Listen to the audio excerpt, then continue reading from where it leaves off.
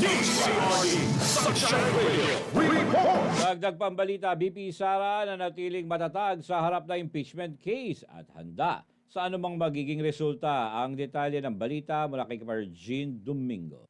Walang pag-aalinlangan at puno ng determinasyon ang naging pahayag ni Vice President Sara Duterte sa gitna na nagpapatuloy na usapin patungkol sa impeachment case laban sa kanya. Sa kabila ng kontrobersya, matatag ang pangalawang Pangulo sa kanyang posisyon na nagpapakita ng hindi natitinag na panindigan para sa mandato ng kanyang panunungkulan. Ayon kay VP Sara, handa na siya sa anumang magiging resulta ng proseso matapos ang halalan. Binigyang diin niya na bahagi ng kanyang tungkulin ang harapin ng anumang hamon, maging ito man ang iligal na proseso o usaping pampolitika. Kahit anong mangyari dyan, guilty or acquittal, handa na ako sa kung anong mangyayari.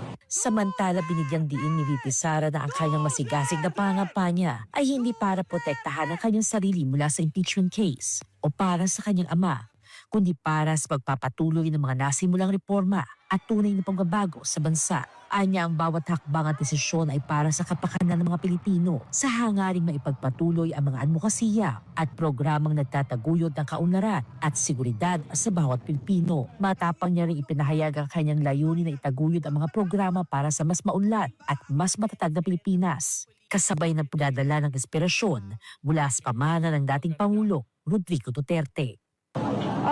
Well, hindi ko naman siya tiningnan na gano'n eh. Hindi ko naman siya tiningnan na nangampanya ako para sa mga issues ko or sa issues ni dating Pangulong Duterte. Dahil ang issue ko lang naman ay ang impeachment. So, sinasabi ko na nga na yung impeachment naman, kahit anong mangyari dyan, guilty or acquittal, handa na ako sa kung anong mangyayari. Tiningnan ko siya as one group of individuals, hopefully soon to be senators, who can continue to push for yung sinasabi nating tunay na pagbabago na nasimulan ni Pangulong Duterte. Na yun din yung platform noong 2022 but apparently hindi natin nakikita ngayon.